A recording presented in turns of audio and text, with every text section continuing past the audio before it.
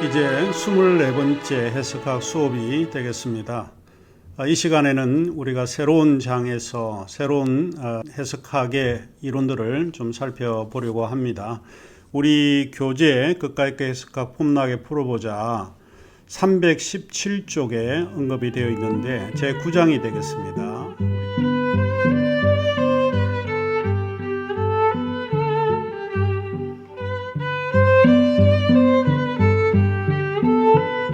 우리 9장의 주제는 후기구조주의와 해체주의 해석학입니다. 여기에서 우리가 배우고자 하는 이제 두 가지 형태의 해석학인데, 구조주의에서 말하고 있는 해석학의 이론과 또 하나는 해체주의 해석학에서 말하고 있는 이론, 이 두 가지를 배우려고 합니다. 여기에서 두 사람이 상당히 중요한 역할을 하고 있습니다. 후기구조주의의 영역에 있는 철학자는 미셸 푸코라고 하는 프랑스 철학자이고, 해체주의 영역에서 해석학의 문제를 다루고 있는 철학자는 동일하게 프랑스 철학자로서 자크 데리다를 우리가 들 수 있습니다. 이 두 사람의 사상이 포스트 모더니즘이라고 하는 그런 영역에서는 유사하지만은 그들이 지향하고 있는 것은 조금 다르다라고 볼 수 있습니다. 미셸 푸코 같은 사람은 조금 이따가 우리가 배우게 되겠지만은, 미셸 푸코 같은 사람은 상당히 사회의 영역 속에서 사회 철학적인 그런 요소를 좀 강조하는 그런 편이고, 자크 데리다는 그야말로 언어라고 하는 데에 착안을 해서 이야기를 하고 또 해석학 이론을 전개하고 있다라고 볼 수 있습니다. 자, 이 후기구조주의는 일단 1960년대부터 프랑스 철학의 정치 또 문화와 같은 이와 같은 담론에 의해서 시작이 되고, 현재 포스트 모더니즘이라고 하는 이름으로 우리에게 알려져 있습니다. 그러니까 이번 시간에는 우리가 하나 염두에 두고 시작을 해야 될 것이 있는데, 그것은 포스트 모더니즘, 포스트 모던, 이와 같은 용어와 연관해서 이해를 하시면 될 것 같습니다. 자, 후기 구조주의는 구조주의라고 하는 그 구조주의 이후의 철학적 사유를 말하고 있고, 해체주의는 근대 이후에 활발하게 나타나 있는 철학적인 사유다. 이렇게 정리를 하시면 좋을 것 같습니다. 후기 구조주의와 해체주의는 서구 철학 일반에 대한 비판에서 출발을 하고 있습니다. 그들이 비판을 하는 것은 다른 것이 아니라 서구 철학이 내세우고 있던 진리에 대한 문제입니다. 진리는 있다, 혹은 보편적인 진리는 있다라고 주장을 해왔던 것에 대한 비판입니다.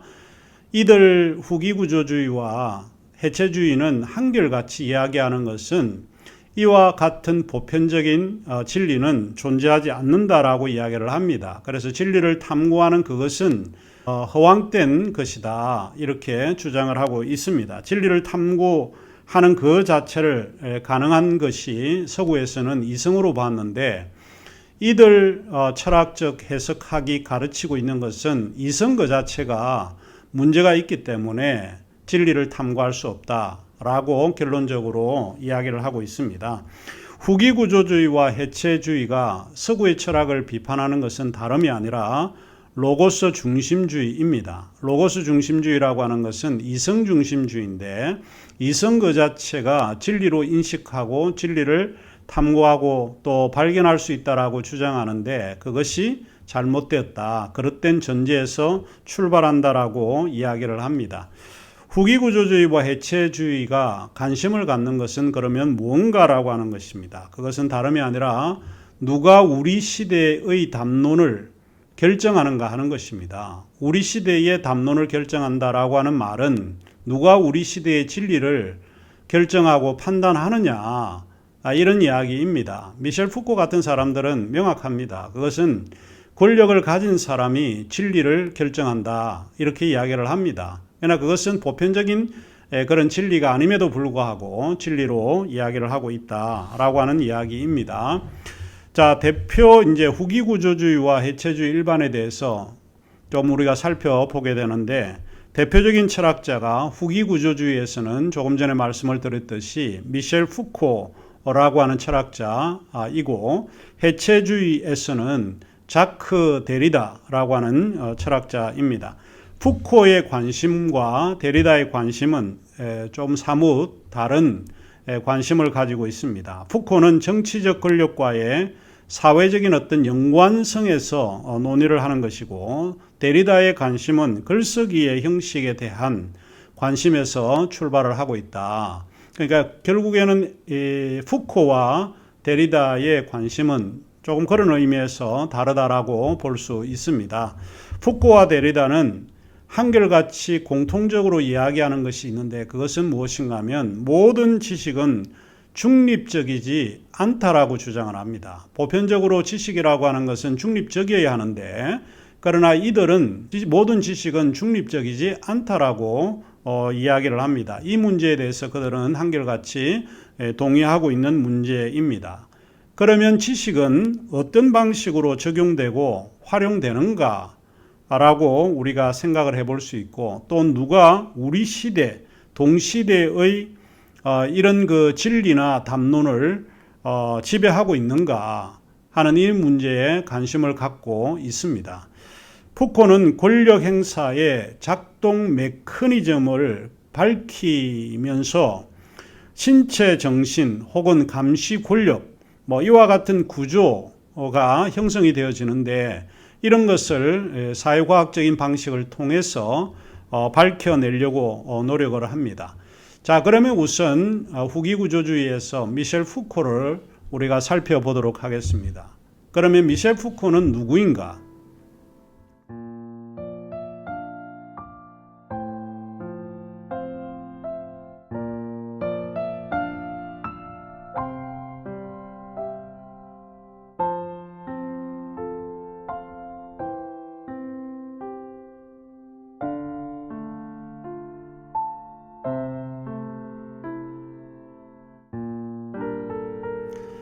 미셸 푸코는 20세의 나이로 당대의 유명한 철학자들에 의해서 공부를 했던 사람입니다. 그 당대에 유명했던 사람들이 사르트르라든지 메롤리 퐁티와 같은 이런 실존주의 철학자들에 의해서 영향을 받고 학문적인 기초를 다졌다라고 알 수 있습니다. 이제 그는 1926년 10월 15일 프랑스 포아티에서 태어나는데, 그 아버지는 의과대학 교수였고 상당히 유복한 부르주아 계층의 사람이었다라고 하는 것을 알 수 있습니다.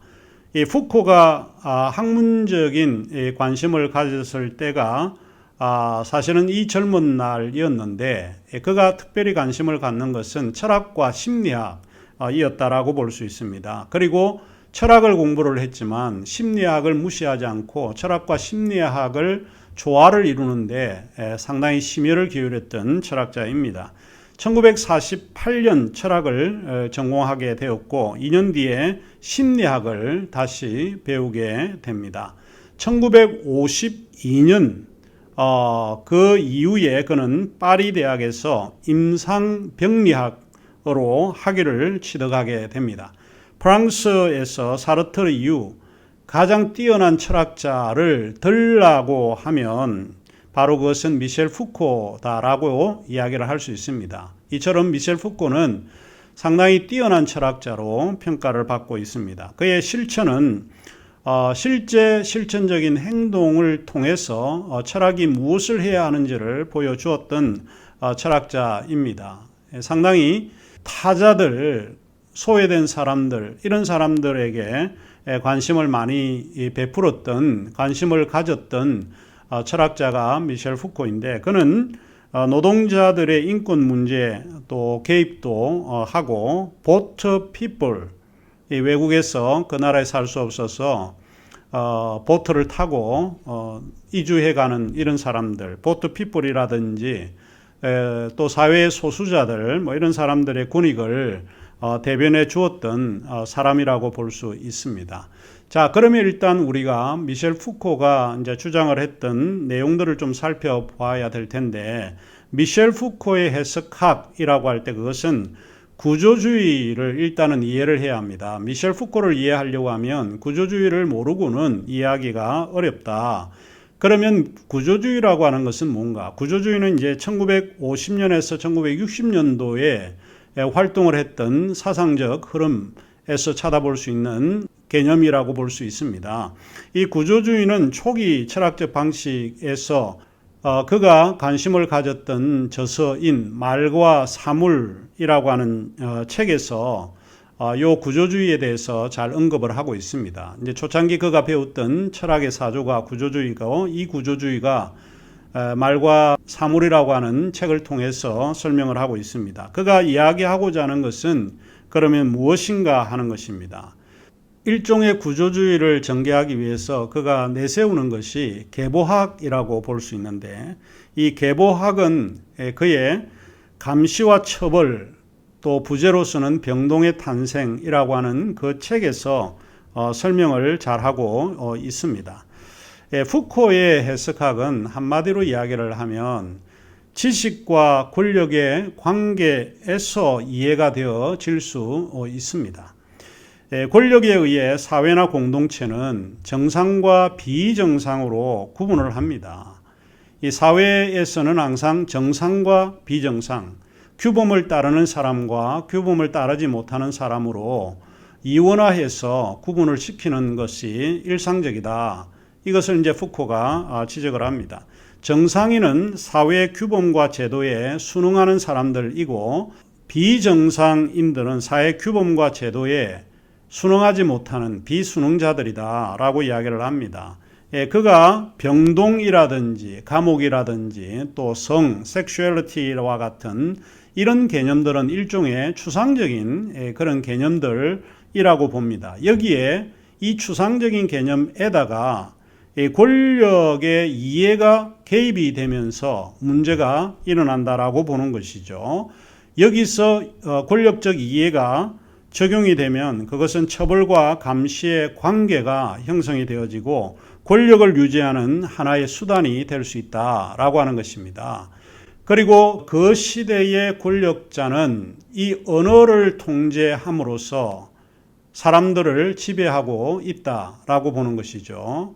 그 감시와 처벌이라고 하는 것은 결국에는 권력자가 가지고 있는 언어를 통해서 그들을 통제하고 있다 하는 것입니다. 사회 권력은 구성원들에게 소위 디스플린이라고 하는 훈련이죠. 디스플린을 강요하고 그것의 절대적인 규범을 결정을 합니다. 그래서 결국에는 정상인과 비정상인을 구분을 시킨다. 체제 순응하면 정상인, 체제 순응하지 않으면 비정상인이라고 이야기를 합니다. 그래서 미셸 푸코가 지은 감시와 처벌, 병동의 탄생이라고 하는 그 책에서 그는 이렇게 목적을 이야기를 하고 있습니다. 제가 읽어드리면 이렇습니다.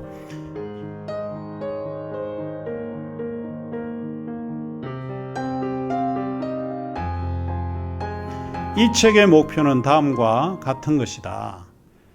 즉 근대적 정신과 새로운 사법 권력과의 상관적인 역사를 밝히는 것이다. 처벌을 관장하는 권력이 근거를 두고 있고 정당성과 법칙을 받아들이고 영향을 넓혀가면서 그 엄청난 기현상을 은폐하고 있고 과학적이고 사법적인 복합 실체의 계보학이다. 이렇게 이야기를 합니다.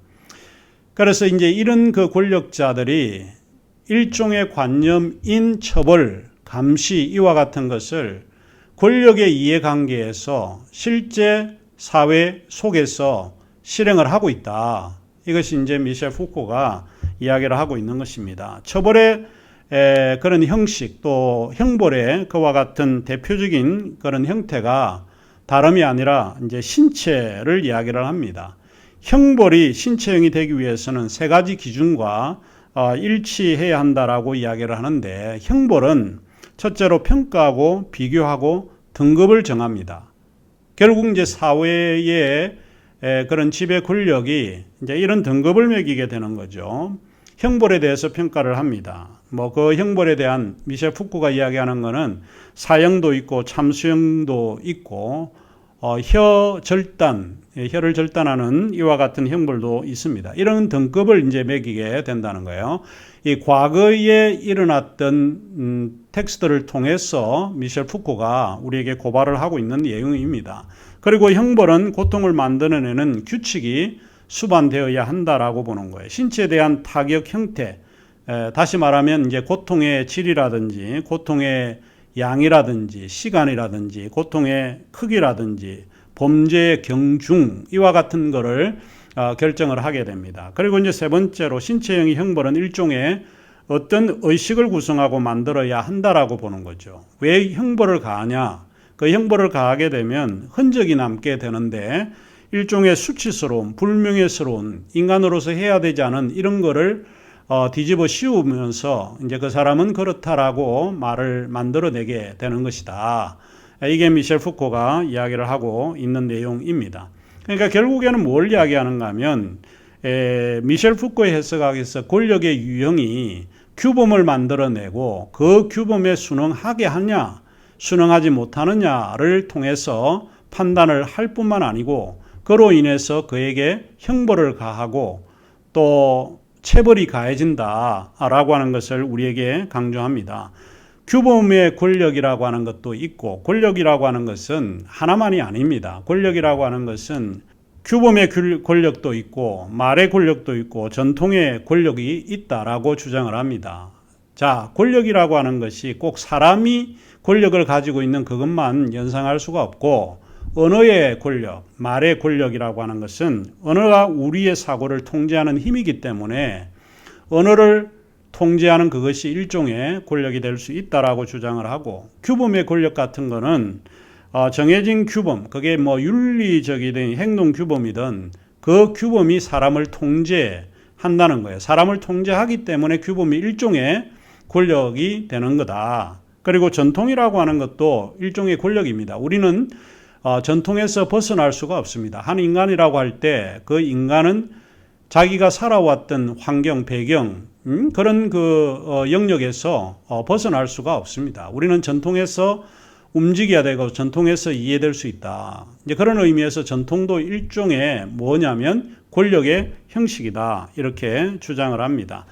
자, 이 권력이 작용하는 거를 미셸 푸코가 좀 많이 이야기를 하고 있는데 이 권력의 작용은 무엇으로 나타나는가 하면 감시로 나타납니다. 감시와 감금으로 나타난다라고 해요. 감금은 처벌과 감시의 형태입니다. 권력의 작용은 감금을 통해서 이양대립적인 그런 관계를 형성하고 있습니다. 이양대립적 관계의 전형적인 것이 조금 전에 이야기를 했지만 정상인과 비정상인으로 규범을 가지고 나누어진다라고 보는 것이죠. 비정상인이 등장하는 근본적인 이유는 뭐냐? 왜 그러면 정상인이 등장하냐? 비정상인이 등장하냐? 미셸 푸코가 연구한 결과는 근대 철학에서 진리라고 인정을 했던 로고스 때문에 그렇다는 거예요. 이성이 등장하면서 뭐가 출현하고 나타나게 되는가? 그것은 비정상이 나타난다는 거예요. 이성적으로 행동하지 않은 것은 비정상인입니다. 정상과 비정상이 나눠지는 근본적인 이유가 이성이 등장하기 때문에 정상과 비정상이 나눠진다라고 이야기를 합니다. 이성에 의해서 규범화된 비정상인은 뭐라고 표현을 하는가 하면 미셸 푸코에 의하면 광인이다 이야기를 합니다. 광인이라고 하는 것은 인세인이라고 하는 말인데 미친 자, 미친 사람, 제정신이 아닌 사람입니다. 이성에 의해서 사고할 수 없는 이 모든 사람들을 미셸 푸코가 연구를 해보니까 그거는 비정상인이 있다는 거예요. 이성적으로 행동할 수 없기 때문에 광인이고 제정신이 아닌 사람이다라고 보는 겁니다. 자, 이야기가 단순해 볼 필요가 있는데 간단하게 이야기하면 근대 철학은 진리를 뭐로 받아들였다? 이성에 의해서 진리가 알 수 있다. 진리가 드러난다. 이야기를 했죠. 그런데 이성이 등장하면서 상대적으로 비이성이라고 하는 것이 확고하게 표현되어지고 나타나게 됐다라고 보는 겁니다. 그래서 비이성적인 사람들을 정상인이 아니라 비정상인이라 이렇게 규범화되었다라고 하는 이야기입니다. 우리 교과서에서는 제가 언급을 하지 않았지만 미셸 푸코가 마지막 삶의 단계에서 성의 역사 1권, 2권, 3권을 출간을 했습니다. 우리 교재가 쓸 때는 이 책이 출간되기 전이었었는데 성의 역사에서 이거는 죄와 성의 역사를 두 세계의 주요 시대로 구분을 해왔습니다. 18세기가 하나의 구분선이 되고 18세기 이전에는 죄에 대한 권력과 지식과 권력은 위반자의 육체적인 그 죄에 초점을 맞춰져 있다. 이렇게 이야기를 했습니다. 성이라고 하는 것, 섹슈얼리티라고 하는 것도 일상적 의미를 넘어서 뭐 종교라든지 또 사법이라든지 교육이라든지 의학 제도 이와 같은 분야와 연결이 되어 있다라고 주장을 합니다. 그런데 미셸 푸코가 연구를 해본 결과 우리에게 이야기를 하는 것은 전통적으로 성이라고 하는 것은 억압 메커니즘의 결과로 나타났다라고 가정을 합니다. 결국 성이라고 하는 것은 오랫동안 서구의 전통에서 억압적인 그런 메커니즘이었다라고 이야기를 합니다. 그래서 그는 성의 역사 1군에서 이렇게 이야기를 합니다. 권력은 소환 메커니즘처럼 작용한다. 권력은 부른다. 권력은 감시의 대상인 야릇한 운동을 끌어낸다. 성의 쾌락은 쾌락을 몰아내는 권력 쪽으로 확산되고 권력은 은폐물에서 내린 쾌락을 뿌리내리게 한다. 아주 흥미롭게 이제 표현을 조금 했습니다. 자, 성이라고 하는 것은 일종의 욕망의 테마입니다. 그 성을 억압하는 방식이 금기로 나타난다라고 보는 것이죠. 그래서 푸코가 성담론에서 성적 금욕과 진리가 동일시된다라고 이야기를 합니다. 이제 푸코는 도덕의 성담론이 원래 정해진 바가 있었던 것이 아니고 사회의 규범과 제도를 위해 도덕을 향해 요구해왔다라고 주장을 한 것입니다. 그러면서 전통적으로 도덕의 성담론은 여성을 위한 담론이 아니다는 거예요. 이 성담론이라고 하는 것은 대체로 남성용 도덕이었다. 그래서 성담론에서 요구되는 도덕이라고 하는 것은 여성에게 강요하고 강압하는 것이었고 남성들은 이것을 요구하지 않았다. 라고 이야기를 합니다. 자, 이제 이런 그 논의에서 많은 학자들은 미셸 푸코가 페미니스트에게 많은 점수를 주고 있다. 이렇게 이야기하기도 합니다. 성은 주어진 것임에도 불구하고 탄생하고 있었다. 이것이 이제 미셸 푸코가 우리에게 이야기하고자 하는 내용입니다. 여성의 육체는 완전히 성으로 가득 찬 육체라고 분석을 하게 되는 것이죠. 이와 같은 것을 이제 미셸 푸코가 이야기를 하고 이제 기독교에서 그가 언급을 하고 있는 것이 이제 그런 건데 일찍이 기독교에서 우리로 하여금 육체를 혐오하도록 만들기 위해서 무수한 수법이라든지 교리와 같은 그와 같은 장치를 만들었다. 그래서 기독교 안에서 성이라고 하는 그것은 해방적인 그런 개념이 아니고 억압적이고 금욕적이고 금기사항의 그런 의미로 오랫동안 교리화해서 가르치게 되었다. 이렇게 주장을 합니다. 자, 미셸 푸코에 대해서 우리 교과서를 보시면 더 많이 배울 수 있는데 시간 관계상 오늘 미셸 푸코는 한두 마디만 더 이야기를 하고 마칠까 합니다. 다음 시간에는 자크 데리다에 대해서 좀 이야기를 할 텐데 일단 미셸 푸코를 생각을 하시면 이제 이런 거입니다. 이제 결국 미셸 푸코가 해석적 정황에서 이야기하고자 하는 것은 간단한 이야기입니다. 사회는 차이성과 다양성을 인정하지 않는다는 거예요. 사회는 항상 서구 사회가 요구했던 것이 진리는 하나여야 되고 여럿이 될 수 없었다. 동일성을 요구를 합니다. 똑같은 게 진리다라고 주장을 하는데 그러나 우리가 태어날 때에 이미 우발적으로 다르게 태어나기 때문에 차이성과 다양성을 인정해야 된다. 그래서 해석적 이론으로 미셸 푸코가 들어올 때는 우리가 발견할 수 있는 것은 그런 것입니다. 우리가 텍스트를 읽을 때에 어떤 글을 우리가 접하게 되면 그 안에는 여러 차이가 있다. 또 다양한 의미가, 다양한 이해가 있어야 한다라고 주장을 합니다. 이것이 미셸 푸코가 우리에게 하고자 하는 내용입니다. 자, 그러면 우리가 24번째 시간은 여기서 마치도록 하고 자크 데리다 해체주의 우리 해석학으로 돌아오도록 하겠습니다.